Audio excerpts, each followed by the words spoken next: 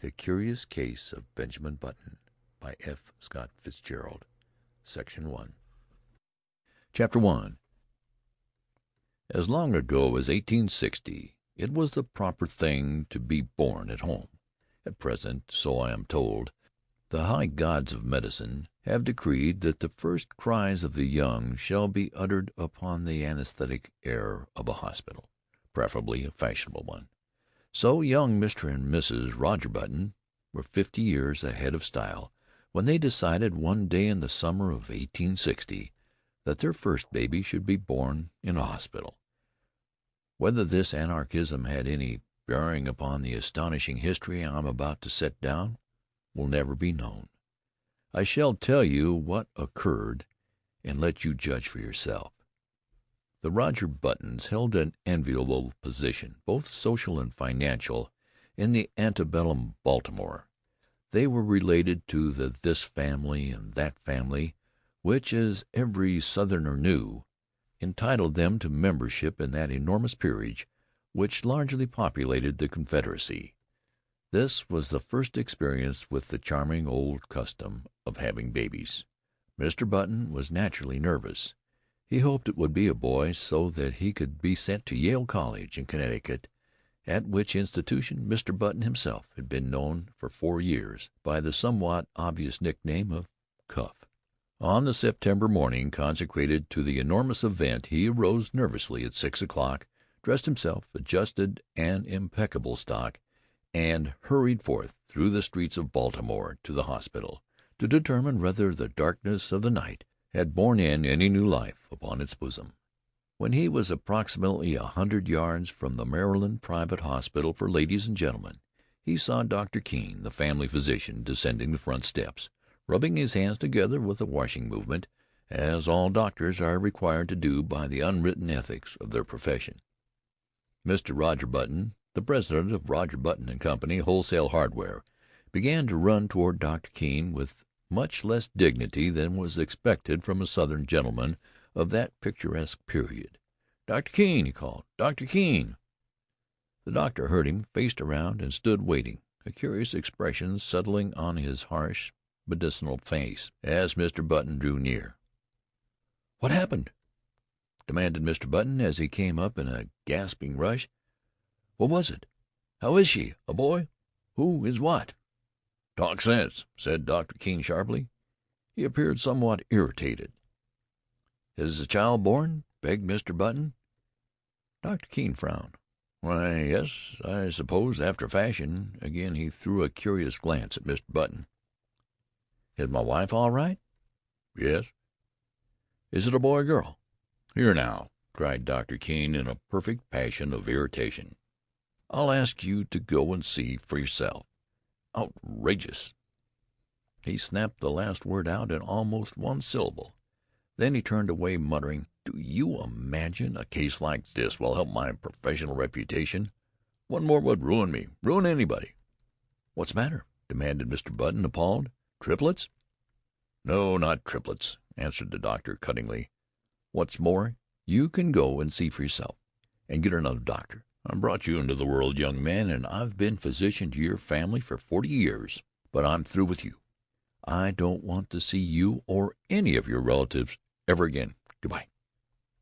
Then he turned sharply, and without another word climbed into his phaeton, which was waiting at the curbstone, and drove severely away. Mr. Button stood there upon the sidewalk, stupefied and trembling from head to foot. What horrible mishap had occurred? He had suddenly lost all desire to go into the Maryland Private Hospital for Ladies and Gentlemen. It was with the greatest difficulty that a moment later he forced himself to mount the steps and enter the front door. A nurse was sitting behind the desk in the opaque gloom of the hall. Swallowing his shame, Mr. Button approached her. "Good morning," she remarked, looking up at him pleasantly. "Good morning. I'm Mr. Button." At this a look of utter terror spread itself over the girl's face. She rose to her feet and seemed about to fly from the hall, restraining herself only with the most apparent difficulty. "I want to see my child," said Mr. Button. The nurse gave a little scream. "Oh, of course," she cried hysterically. "Upstairs, right upstairs. Go up."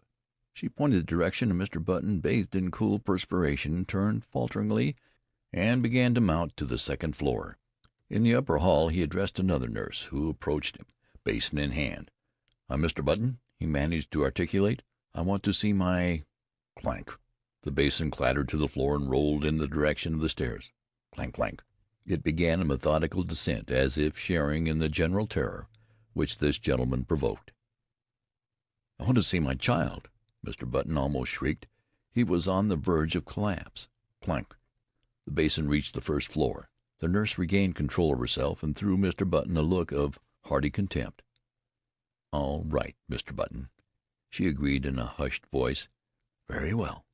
But if you knew what a state it's put us all in this morning, it's perfectly outrageous. The hospital will never have a ghost of a reputation after—" "Hurry!" he cried hoarsely. "I can't stand this." "Come this way, then, Mr. Button."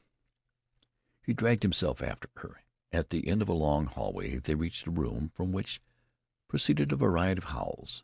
Indeed, a room which in later parlance would have been known as the crying room. They entered.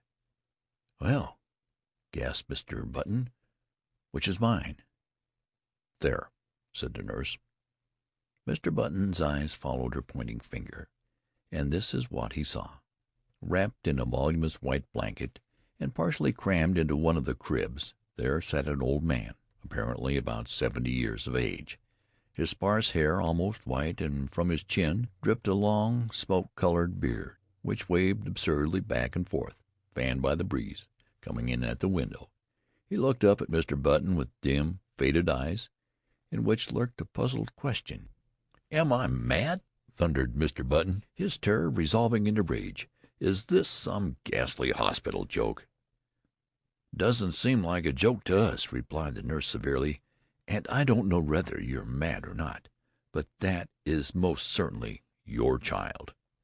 The cool perspiration redoubled on Mr. Button's forehead. He closed his eyes, and then, opening them, looked again. There was no mistake. He was gazing at a man of 60 a baby of 60, a baby whose feet hung over the sides of the crib in which it was reposing. The old man looked placidly from one to the other for a moment, and then suddenly spoke in a cracked and ancient voice. "Are you my father?" he demanded. Mr. Button and the nurse stared violently. "Because if you are," went on the old man querulously, "I wish you'd get me out of this place, or at least get them to put a comfortable rocker in here." "Where in God's name did you come from? Who are you?" burst out Mr. Button frantically. "Can't tell you exactly who I am," replied the querulous swine, "because I've only been born a few hours, but my last name is certainly Button." "You lie! You're an impostor." The old man turned wearily to the nurse. "Nice way to welcome a newborn child," he complained in a weak voice. "Tell him he's wrong, why don't you?" "You're wrong, Mr. Button," said the nurse severely. "This is your child, and you have to make the best of it. We're going to ask you to take him home with you as soon as possible, sometime today." "Home?" repeated Mr. Button incredulously. "Yes, we can't have him here. We really can't, you know."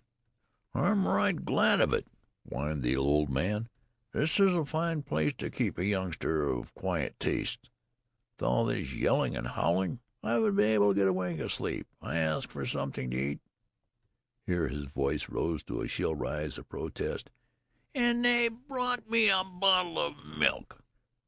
Mr. Button sank down upon the chair near his son, and concealed his face in his hands. "My heavens!" he murmured in an ecstasy of horror. "What will people say? What must I do?" "You'll have to take him home," insisted the nurse, "immediately." A grotesque picture formed itself with dreadful clarity before the eyes of the tortured man, a picture of himself walking through the crowded streets of the city with this appalling apparition stalking by his side. Can't, he moaned.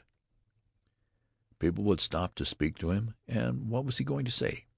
He would have to introduce this septuagenarian. "This is my son, born early this morning." And then the old man would gather his blanket around him, and they would plod on, past the bustling stores, the slave market. For a dark instant Mr. Button wished passionately that his son was black. Past the luxurious houses of the residential district, past the home for the aged. "Come, pull yourself together," commanded the nurse. "See here," the old man announced suddenly, "if you think I'm going to walk home in this blanket, you're entirely mistaken. Babies always have blankets." With a malicious cackle, the old man held up a small, white swaddling garment. "Look, this is what they had ready for me." "Babies always wear these," said the nurse primly. "Well," said the old man, "this baby's not going to wear anything in about 2 minutes. This blanket itches. They might at least have given me a sheet." Keep it on," said Mr. Button hurriedly. He turned to the nurse. "What'll I do?" "Go downtown and buy your son some clothes." Mr. Button's son's voice followed him down the hall. "And a cane, father. I want to have a cane." Mr. Button banged the outer door savagely. Chapter 2. Good morning," Mr. Button said nervously to the clerk in the Chesapeake Dry Goods Company. "I want to buy some clothes for my child." "How old is your child, sir?" "About 6 hours," answered Mr. Button with due consideration. "Baby supply department in the rear." I'm not sure that's what I want." He's an unusually large-sized child. Exceptionally large. They have the largest children's sizes." "Where's the boys' department?" inquired Mr. Button, shifting his ground desperately. He felt that the clerk must surely scent his shameful secret. "Right here." "Well," he hesitated. The notion of dressing his son in men's clothes was repugnant to him. If, say, he could only find a very large boy's suit, he might cut off the long and awful beard, dye the white hair brown, and thus manage to conceal the worst and to retain something of his own self-respect, not to mention his position in Baltimore society. But a frantic inspection of the boys' department revealed no suits to fit the newborn Button. He blamed the store, of course. In such cases it is the thing to blame the store. "How old did you say that boy of yours was?" demanded the clerk curiously. "He's 16. "Oh, I beg your pardon. I thought you said 6 hours. You'll find the youth department in the next aisle."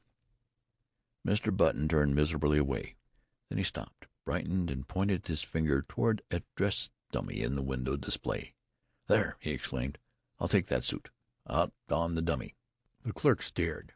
"Why," he protested, "that's not a child's suit. At least it is, but it's for fancy dress. You could wear it yourself." "Wrap it up," insisted his customer nervously. "That's what I want." The astonished clerk obeyed. Back at the hospital, Mr. Button entered the nursery and almost threw the package at his son. "Here's your clothes," he snapped out. The old man untied the package and viewed its contents with a quizzical eye. "It looks sort of funny to me," he complained. "I don't want to be made a monkey of." "You've made a monkey of me," retorted Mr. Button fiercely. "Never you mind how funny you look. Put them on, or I'll spank you." He swallowed uneasily at the penultimate word, feeling nervously that it was the proper thing to say. "All right, father." This was a grotesque simulation of final respect. "You've lived longer. You know best. Just as you say." As before, the sound of word "father" caused Mr. Button to start violently. "And hurry." "I'm hurrying, father." When his son was dressed, Mr. Button regarded him with depression. The costume consisted of dotted socks, pink pants, and a belted blouse, with a wide white collar. Over the latter waved the long whitish beard, drooping almost to the waist. The effect was not good. "Wait." Mr. Button seized a hospital shears, and with 3 quick snips amputated a large section of the beard. But even with this improvement, the ensemble fell far short of perfection. The remaining brush of scraggly hair, the watery eyes, the ancient teeth, seemed oddly out of tone with the gaiety of the costume. Mr. Button, however, was obdurate. He held out his hand. "Come along," he said sternly. His son took the hand trustingly. "When you going to call me, Dad?" he quavered as they walked from the nursery. "Just Baby for a while. Do you think of a better name?" Mr. Button grunted. "I don't know," he answered harshly.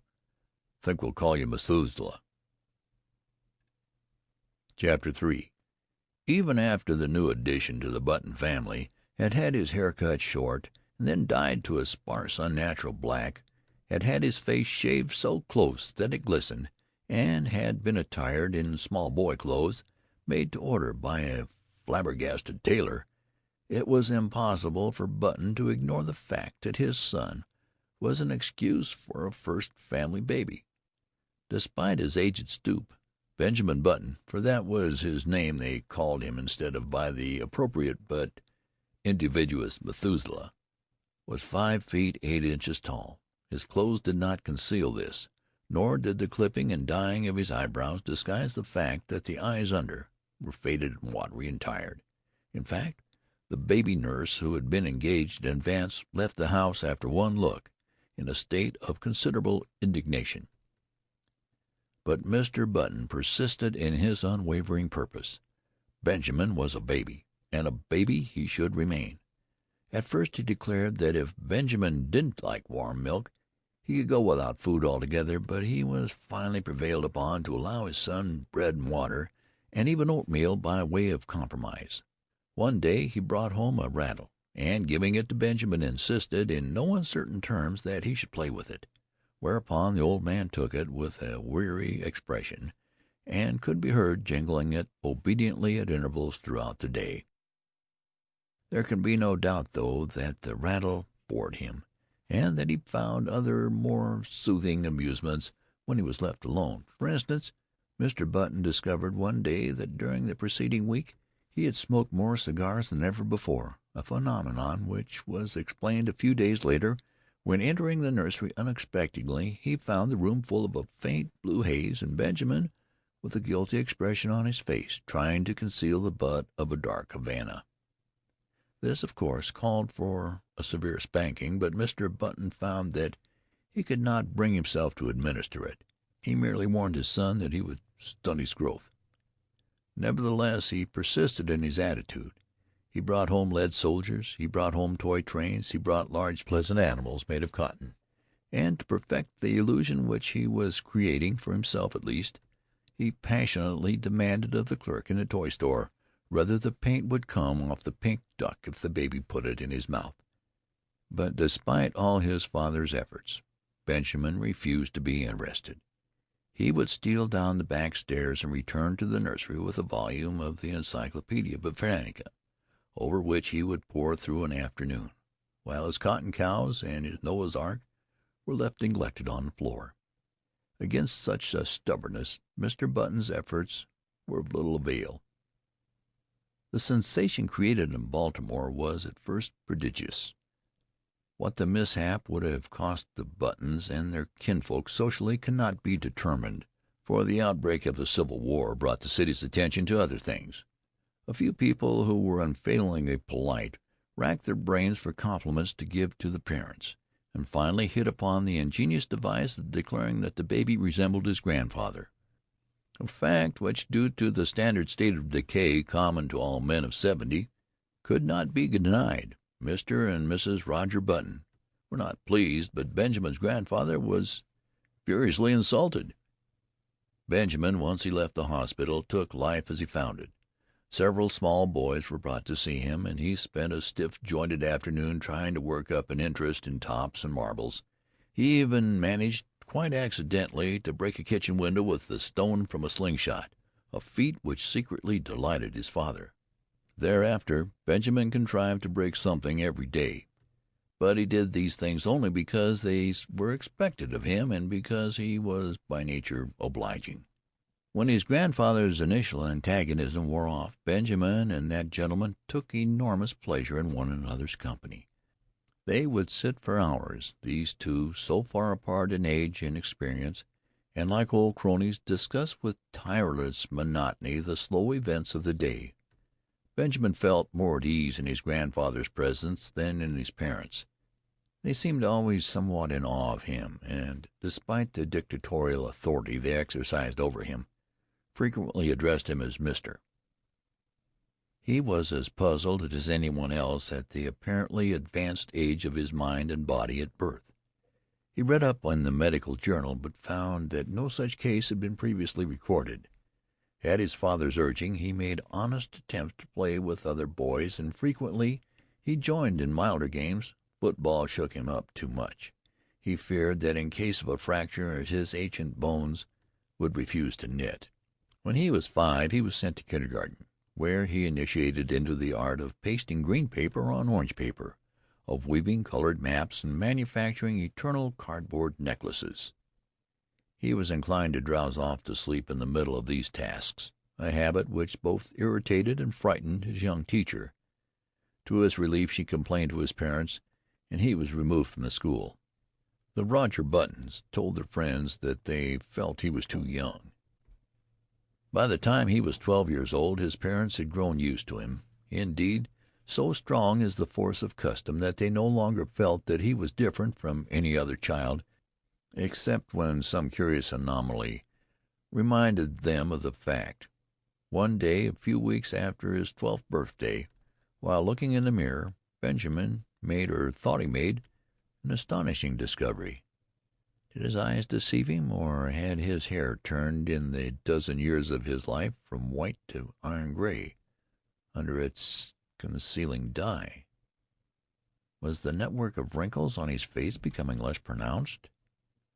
Was his skin healthier and firmer, with even a touch of ruddy winter crawler? He could not tell. He knew that he no longer stooped, and that his physical condition had improved since the early days of his life. Can it be? He thought to himself, or rather scarcely dared to think. He went to his father. "I'm grown," he announced determinedly. "I want to put on long trousers."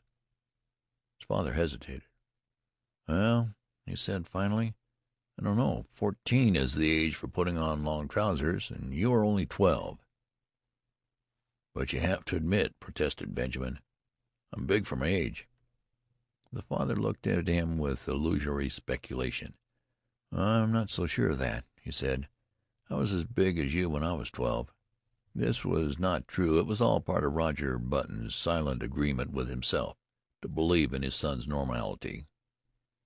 Finally a compromise was reached. Benjamin was to continue to dye his hair.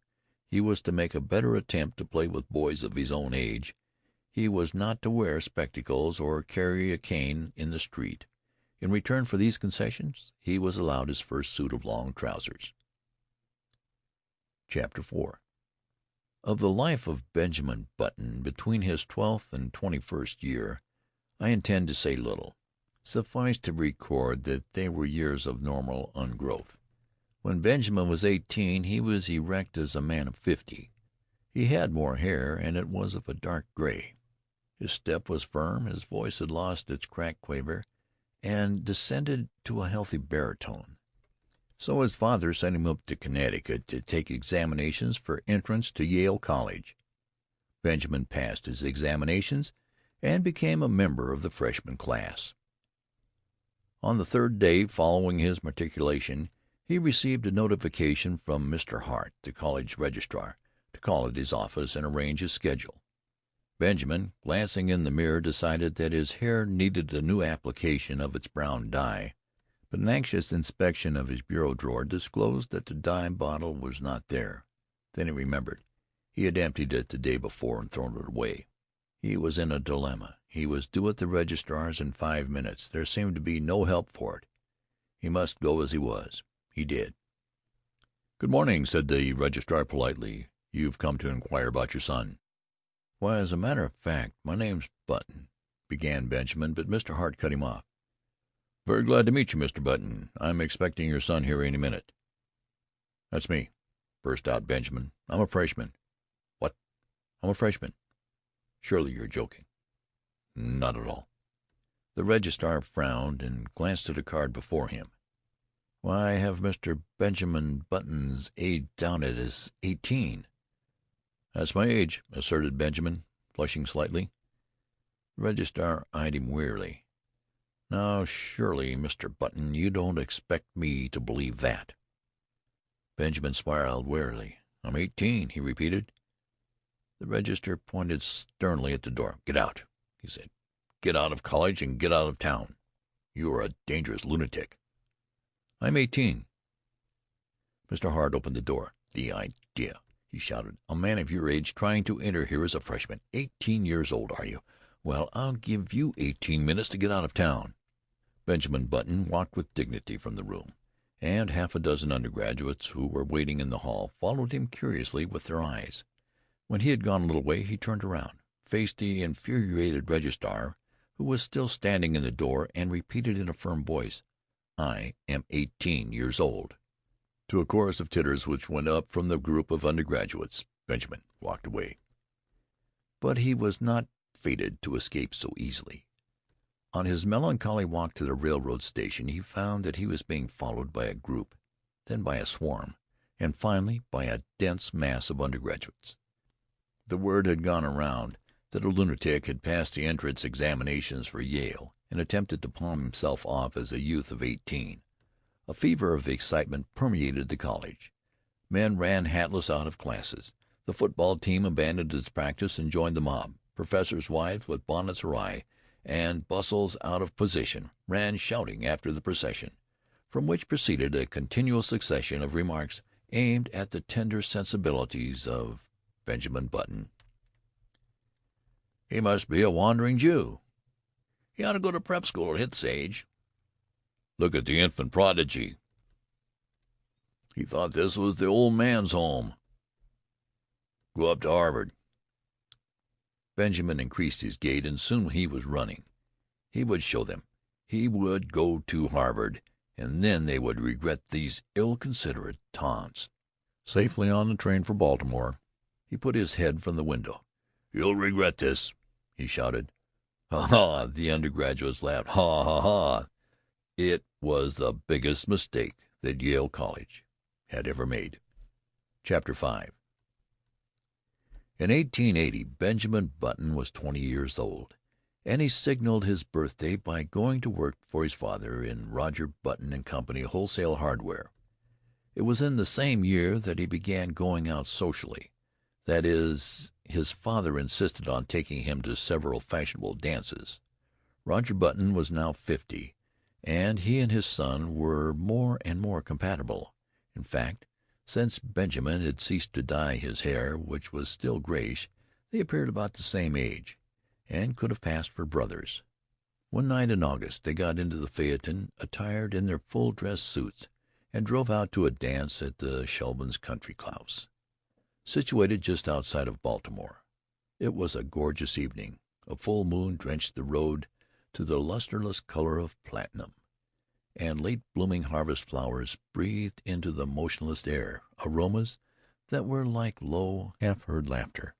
The open country, carpeted for rods around with bright wheat, was translucent as in the day. It was almost impossible not to be affected by the sheer beauty of the sky. Almost. "There's a great future in the dry goods business," Roger Button was saying. He was not a spiritual man. His aesthetic sense was rudimentary. "Old fellows like me can't learn new tricks," he observed profoundly. "It's you youngsters with energy and vitality that have the great future before you." Far up the road the lights of the Shelbens' country house drifted into view, and presently there was a singing sound that crept persistently toward them. It might have been the fine plaint of violins or the rustle of the silver wheat under the moon. They pulled up behind a handsome brougham, whose passengers were disembarking at the door. A lady got out, then an elderly gentleman, then another young lady, beautiful as sin. Benjamin started. An almost chemical change seemed to dissolve and recompose the very elements of his body. A rigor passed over him, blood rose into his cheeks, his forehead, and there was a steady thumping in his ears. It was first love. The girl was slender and frail, with hair that was ashen under the moon and honey-colored under the sputtering gas lamps of the porch. Over her shoulders was thrown a Spanish mantilla of softest yellow, butterflied in black. Her feet were glittering buttons at the hem of her bustled dress. Roger Button leaned over his son. "That," he said, "is young Hildegarde Moncrief, the daughter of General Moncrief." Benjamin nodded coldly. "Pretty little thing," he said indifferently. But when the boy had led the buggy away, "Dad, you might introduce me to her." They approached the group of which Miss Moncrief was the center. Reared in the old tradition, she curtsied low before Benjamin. Yes, he might have a dance. He thanked her and walked away, staggered away. The interval until the time for his turn should arrive dragged itself out interminably. He stood close to the wall, silent, inscrutable, watching with murderous eyes the young bloods as they eddied around Hildegarde Moncrief, passionate admiration in their faces. How obnoxious they seemed to Benjamin! How intolerably rosy! Their curling brown whiskers aroused in him a feeling equivalent to indigestion. But when his own time came, and he drifted with her out upon the changing floor to the music of the latest waltz from Paris, his jealousies and anxieties melted from him like a mantle of snow. Blind with enchantment, he felt that life was just beginning. "You and your brother got here just as we did, didn't you?" asked Hildegarde, looking up at him with eyes that were like bright blue enamel. Benjamin hesitated. If she took him for his father's brother, would it be best to enlighten her? He remembered his experience at Yale, so he decided against it. It would be rude to contradict a lady. It would be criminal to mar this exquisite occasion with the grotesque story of his origin. Later, perhaps. So he nodded, smiled, listened, was happy. "I like men of your age," Hildegarde told him. "Young boys are so idiotic. They tell me how much champagne they drink at college, and how much money they lose playing cards. Men of your age know how to appreciate women." Benjamin felt himself on the verge of a proposal. With an effort he choked back the impulse. "You're just the romantic age," she continued. 50, 25 is too worldly wise. 30 is apt to be pale from overwork. 40 is the age of long stories that take a whole cigar to tell. 60 is too near 70. But 50 is the mellow age. I love 50. 50 seemed to Benjamin a glorious age. He longed passionately to be 50. "I've always said," went on Hildegarde, "that I'd rather marry a man of 50 and be taken care of than marry a man of 30 and take care of him." Benjamin, the rest of the evening, was bathed in honey-colored mist. Hildegarde gave him 2 more dances, and they discovered that they were marvelously in accord on all the questions of the day. She was to go driving with him on the following Sunday, and then they would discuss all their questions further. Going home in the phaeton just before the crack of dawn, when the first bees were humming and the fading moon glimmered in the cool dew, Benjamin knew vaguely that his father was discussing wholesale hardware. "And what do you think should merit our biggest attention after hammers and nails?" the elder Button was saying. "Love," replied Benjamin absent-mindedly. "Lugs!" exclaimed Roger Button. "Why, I've just covered the question of lugs." Benjamin regarded him with dazed eyes just as the eastern sky was suddenly crackled with light, and an oriole yawned piercingly in the quickening trees. When 6 months later the engagement of Miss Hildegarde Moncrief to Mr. Benjamin Button was made known, I say made known, for General Moncrief declared he would rather fall upon his sword than announce it, the excitement in Baltimore society reached a feverish pitch. The almost forgotten story of Benjamin's birth was remembered and sent out upon the winds of scandal in picturesque and incredible forms. It was said that Benjamin was really the father of Roger Button, that he was his brother, who had been in prison for 40 years, that he was John Wilkes Booth in disguise, and finally that he had two small conical horns sprouting from his head.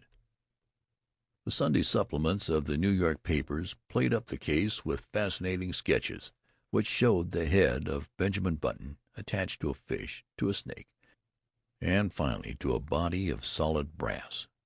He became known journalistically as the Mystery Man of Maryland, but the true story, as is usually the case, had a very small circulation. However, everyone agreed with General Moncrief that it was criminal for a lovely girl who could have married any beau in Baltimore to throw herself into the arms of a man who was assuredly 50. In vain Mr. Roger Button published his son's birth certificate in large type in the Baltimore Blaze. No one believed it.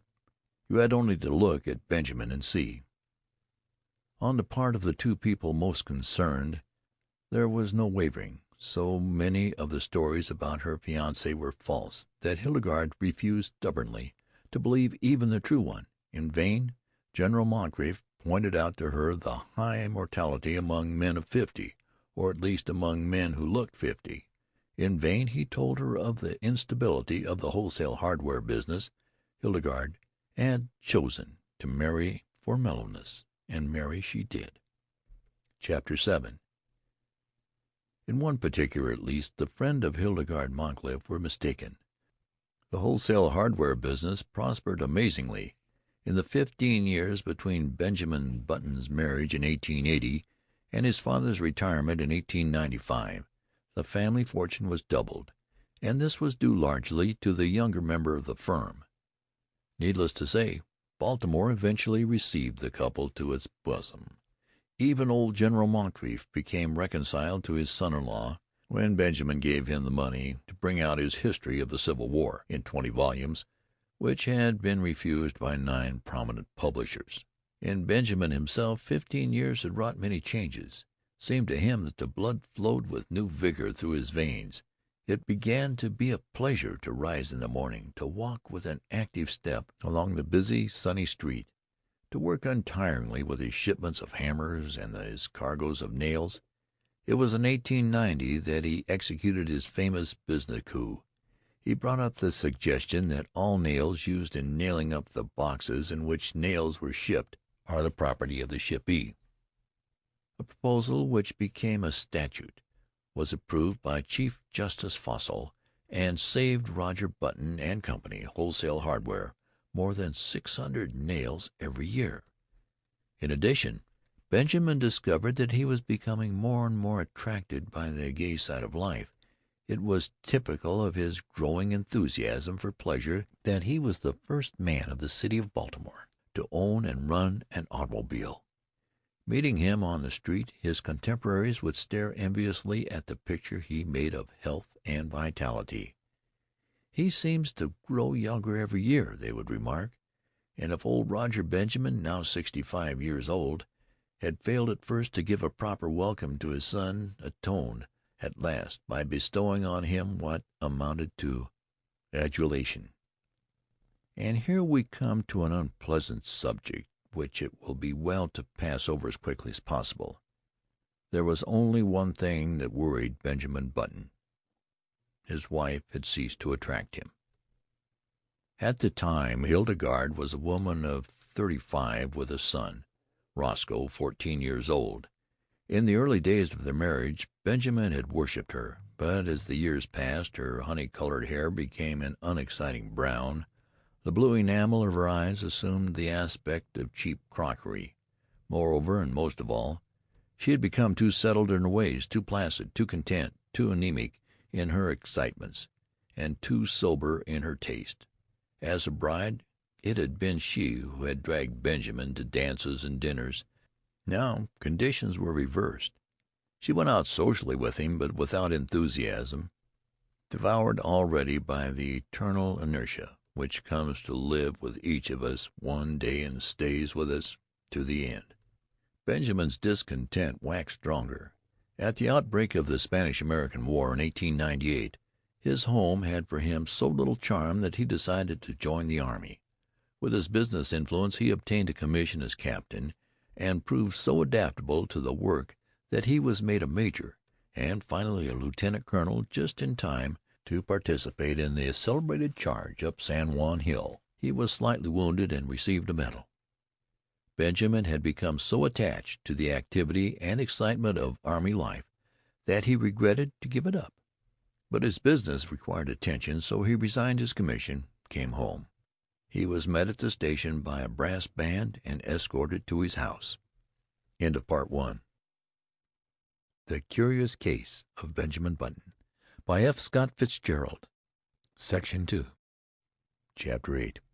Hildegarde, waving a large silk flag, greeted him on the porch, and even as he kissed her he felt with a sinking feeling of the heart that these 3 years had taken their toll.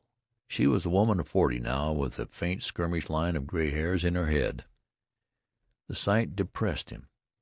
Up in his room he saw his reflection in the familiar mirror, and went closer and examined his own face with anxiety, comparing it after a moment with a photograph of himself in uniform taken just before the war. "Good Lord," he said aloud. The process was continuing. There was no doubt of it. He looked now like a man of 30. Instead of being delighted, he was uneasy. He was growing younger, and had hitherto hoped that once he reached a bodily age equivalent to his age in years, the grotesque phenomenon which had marked his birth would cease to function. He shuddered. His destiny seemed to him awful, incredible. When he came downstairs, Hildegarde was waiting for him. She appeared annoyed, and he wondered if she had at last discovered that there was something amiss. It was with an effort to relieve the tension between them that he broached the matter at dinner, in what he considered a delicate way.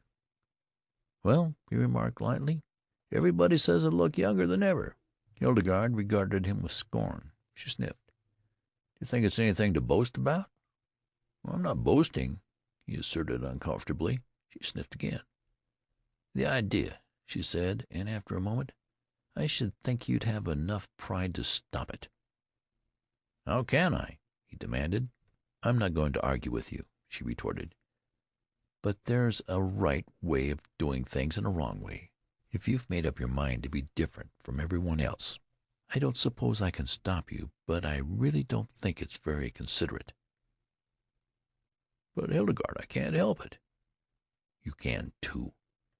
You're simply stubborn. You think you don't want to be like anyone else. You always have been that way, and you always will be. But just think how it would be if everyone else looked at things as you do. What would the world be like?" As this was an inane and unanswerable argument, Benjamin made no reply, and from that time on a chasm began to widen between them. He wondered what possible fascination she had ever exercised over him. To add to the breach, he found that as the new century gathered headway, that his thirst for gaiety grew stronger. Never a party of any kind in the city of Baltimore but he was there, dancing with the prettiest of the young married women, chatting with the most popular of the debutantes, and finding their company charming, while his wife, a dowager of evil omen, sat among the chaperons, now in haughty disapproval, and now following him with solemn, puzzled, and reproachful eyes. "Look," people would remark, "what a pity, a young fellow that age tied to a woman of 45. He must be 20 years younger than his wife." They had forgotten, as people invariably forget, that back in 1880 their mammas and papas had also remarked about this same ill-matched pair. Benjamin's growing unhappiness at home was compensated for by his many new interests. He took up golf and made a great success of it. He went in for dancing. In 1906 he was an expert at the Boston, and in 1908 he was considered proficient at the Maxine, while in 1909 his Castle Walk was the envy of every young man in town. His social activities, of course, interfered to some extent with his business, but then he had worked hard at wholesale hardware for 25 years, and felt that he could soon hand it on to his son Roscoe, who had recently graduated from Harvard. He and his son, in fact, were often mistaken for each other. This pleased Benjamin. He soon forgot the insidious fear which had come over him on his return from the Spanish-American War, and grew to take a naïve pleasure in his appearance. There was only one fly in the delicious ointment. He hated to appear in public with his wife. Hildegarde was almost 50, and the sight of her made him feel absurd. Chapter 9. One September day in 1910, few years after Roger Button and Company, Wholesale Hardware, had been handed over to young Roscoe Button, a man apparently about 20 years old, entered himself as a freshman at Harvard University in Cambridge. He did not make the mistake of announcing that he would never see 50 again, nor did he mention the fact that his son had been graduated from the same institution 10 years before. He was admitted and almost immediately attained a prominent position in the class, partially because he seemed a little older than the other freshmen, whose average age was about 18. But his success was largely due to the fact that in the football game with Yale he played so brilliantly, with so much dash, and with such a cold, remorseless anger that he scored 7 touchdowns and 14 field goals for Harvard, and caused one entire 11 of Yale men to be carried singly away from the field, unconscious. He was the most celebrated man in college. Strange to say, in his third or junior year he was scarcely able to make the team. Coaches said that he had lost weight, and it seemed to the more observant among them that he was not quite as tall as before. He made no touchdowns. Indeed, he was retained on the team chiefly in hope that his enormous reputation would bring terror and disorganization to the Yale team. In his senior year he did not make the team at all. He had grown so slight and frail that one day he was taken by some sophomores for a freshman, an incident which humiliated him terribly. He became known as something of a prodigy, a senior who was surely no more than 16. And he was often shocked at the worldliness of some of his classmates. His studies seemed harder to him. He felt that they were too advanced. He heard his classmates speak of St. Midas, the famous preparatory school at which so many of them had prepared for college, and he determined after his graduation to enter himself at St. Midas, where the sheltered life among boys his own size would be more congenial to him. Upon his graduation in 1914 he went home to Baltimore with his Harvard diploma in his pocket. Hildegarde was now residing in Italy, so Benjamin went to live with his son Roscoe. But though he was welcomed in a general way, there was obviously no heartiness in Roscoe's feeling toward him. There was even perceptible a tendency on his son's part to think that Benjamin was, as he moped about the house in adolescent mooniness, was somewhat in the way. Roscoe was married now and prominent in Baltimore life, and he wanted no scandal to creep out in connection with his family. Benjamin, no longer persona grata with the debutantes and younger college set, found himself much left done, except for the companionship of 3 or 4 15-year-old boys in the neighborhood. His idea of going to St. Midas's school recurred to him. "Say," said Roscoe one day, "I've told you over and over that I want to go to prep school." "Well, go then," replied Roscoe shortly. The matter was distasteful to him, and he wished to avoid a discussion. "I can't go alone," said Benjamin helplessly. "You'll have to enter me and take me up there." "I haven't got time," declared Roscoe abruptly. His eyes narrowed, and he looked uneasily at his father. "As a matter of fact," he added, "you better not go on with this business much longer. You better pull up short. You better " He paused, and his face crimsoned as he sought for words. "You better turn right around and start back the other way. This has gone too far to be a joke. It isn't funny any longer. You behave yourself." Benjamin looked at him, on the verge of tears. "And another thing," continued Roscoe, "when visitors are in the house, I want you to call me Uncle. Not Roscoe, but Uncle. Do you understand? It looks absurd for a boy of 15 to call me by my first name. Perhaps you'd better call me Uncle all the time, till you get used to it." With a harsh look after his father, Roscoe turned away. Chapter 10. At the termination of his interview, Benjamin wandered dismally upstairs. and stared at himself in a mirror.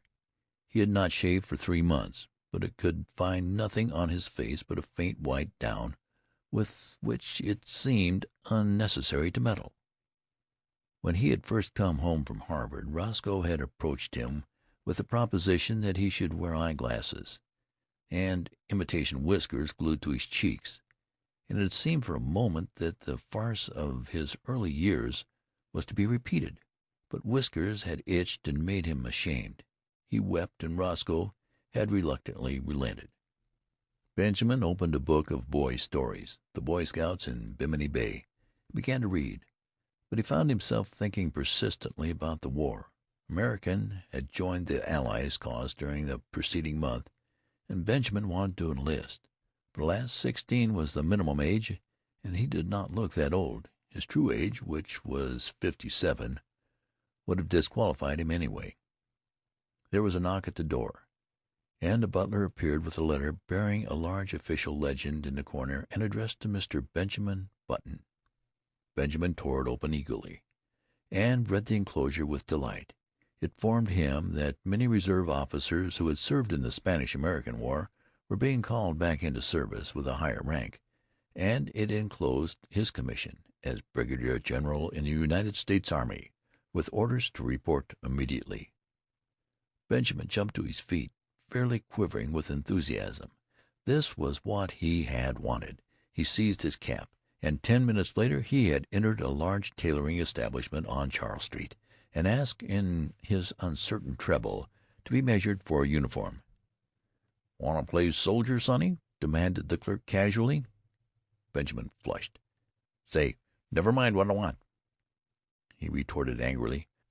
"My name's Benjamin, and I live on Mount Vernon Place, so you know I'm good for it." "Well," admitted the clerk hesitantly, "if you're not, I guess your daddy is all right."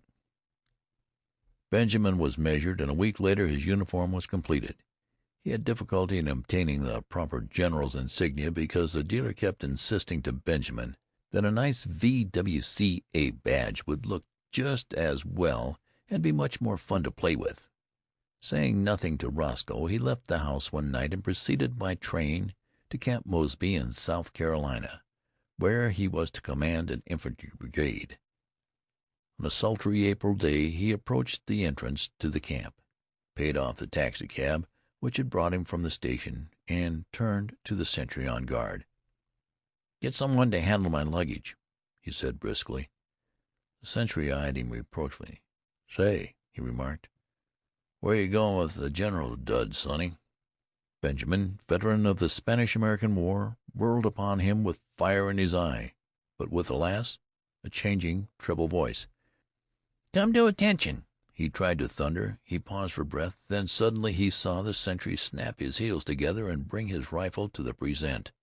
Benjamin concealed a smile of gratification, but when he glanced around his smile faded. It was not he who had inspired obedience, but an imposing artillery colonel who was approaching on horseback. "Colonel!" called Benjamin shrilly. The colonel came up, drew rein, and looked coldly down at him with a twinkle in his eye. "Whose little boy are you?" he demanded kindly. "I'll soon darn well show you whose little boy I am," retorted Benjamin in a ferocious voice. "Get down off that horse!" The colonel roared with laughter. "You want him, eh, General?" "Here!" cried Benjamin desperately. "Read this!" And he thrust his commission toward the colonel. The colonel read it, his eyes popping from their sockets. "Where'd you get this?" he demanded, slipping the document into his own pocket. "I got it from the government, as you'll soon find out." "You come along with me," said the colonel with a peculiar look. "We'll go up to headquarters and talk this over. Come along." The colonel turned and began walking his horse in the direction of headquarters. There was nothing for Benjamin to do but to follow, with as much dignity as possible, meanwhile promising himself a stern revenge. But his revenge did not materialize. 2 days later, however, his son Roscoe materialized from Baltimore, hot and cross from a hasty trip, and escorted the weakening general, sans uniform, back to his home. Chapter 11. In 1920 Roscoe Button's first child was born. During the attendant festivities, however, no one thought it the thing to mention that the little grubby boy, apparently about 10 years of age, who played around the house with lead soldiers and a miniature circus, was a new baby's own grandfather. No one disliked the little boy, whose fresh, cheerful face was crossed with just a hint of sadness, but to Roscoe Button his presence was a source of torment. In the idiom of his generation, Roscoe did not consider the matter efficient. It seemed to him that his father, in refusing to look 60, had not behaved like a red-blooded he-man. This was Roscoe's favorite expression. But in a curious and perverse manner, indeed, to think about the matter for as much as a half an hour drove him to the edge of insanity. Roscoe believed that live wires should keep young, but carrying it out on such a scale was inefficient, and there Roscoe rested. 5 years later, Roscoe's little boy had grown old enough to play childish games with little Benjamin, under the supervision of the same nurse. Roscoe took them both to kindergarten on the same day, and Benjamin found that playing with little strips of colored paper, making mats and chains and curious and beautiful designs, was the most fascinating game in the world. Once he was bad and had to stand in the corner. Then he cried, but for the most part there were gay hours in the cheerful room, with the sunlight coming in the windows, and Miss Bailey's kind hand resting for a moment now and then in his tousled hair. Roscoe's son moved up into the first grade after a year, but Benjamin stayed on in the kindergarten. He was very happy.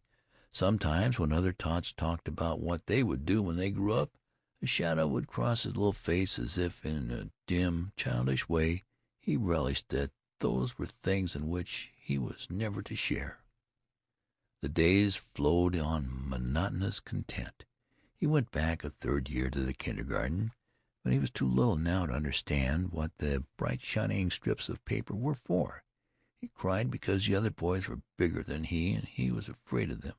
Teacher talked to him, but though he tried to understand, he could not understand at all. He was taken from kindergarten. His nurse, Nana, in her starched gingham dress, became the center of his tiny world. On bright days they walked in the park. Nana would point at a great gray monster and say, "Elephant," and Benjamin would say it after her.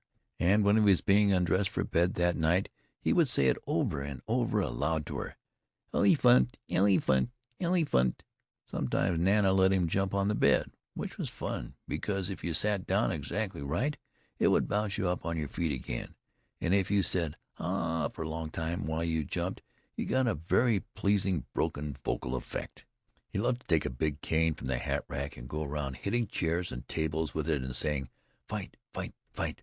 When there were people there, the old ladies would cluck at him, which interested him, and the young ladies would try to kiss him, which he submitted to with mild boredom. And when the long day was done at 5 o'clock, he would go upstairs with Nana and be fed an oatmeal and nice, soft, mushy food with a spoon. There were no troublesome memories in his childish sleep. No token came to him of his brave days at college, of the glittering years when he flustered the hearts of many girls. There were only the white, safe walls of his crib, and Nana, and a man who came to see him sometimes, and a great big orange ball that Nana pointed at just before his twilight bed hour and called the sun. When the sun went, his eyes were sleepy. There were no dreams to haunt him. The past, the wild charge at the head of his men up San Juan Hill, the first years of his marriage, when he worked late into the summer dusk down in the busy city for young Hildegarde, whom he loved, the days before that when he sat smoking far into the night in the gloomy old Button house on Monroe Street with his grandfather, all those had faded like the substantial dreams from his mind, as though they had never been. He did not remember. He did not remember clearly whether the milk was warm or cool at his last feeding, or how the days passed. There was only his crib and Nana's familiar presence, and then he remembered nothing. When he was hungry he cried. That was all. Through the noons and nights he breathed, and over him there were soft mumblings and murmurings that he scarcely heard, and faintly differentiated smells and light and darkness. It was all dark, and his white crib, and the dim faces that moved above him, and the warm, sweet aroma of the milk faded out altogether from his mind. End of the Curious Case of Benjamin Button.